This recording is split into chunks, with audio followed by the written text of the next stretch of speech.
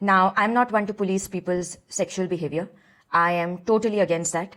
But if I were to give you a very friendly suggestion in good faith, I would ask almost every girl that I know and care about to try to wait until the age of 25.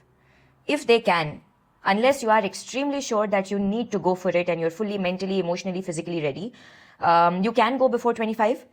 But I would in a very friendly way suggest, try to wait until 25. A lot of the times when I was a teenager, I was not able to recognize if I was being coerced or negged or pressured in any way. I wasn't even able to recognize that that is happening with me.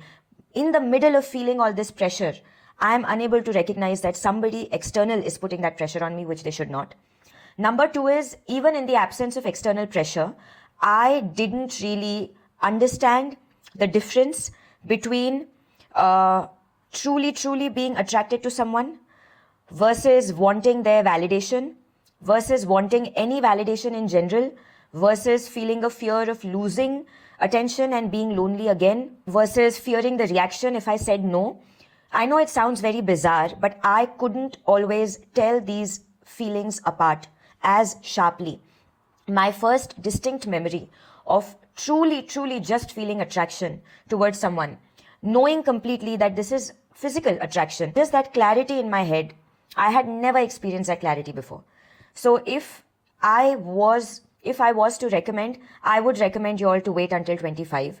And with all this conversation about Jeffrey Epstein coming in, I just want to say that 18-year-old is not a fair game for a 60-year-old or a 40-year-old or a 30-year-old.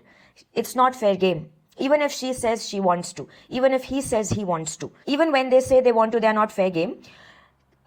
Sex for an 18-year-old or a 19-year-old is not criminalized to protect teenagers, similarly aged people, if they want to explore something together.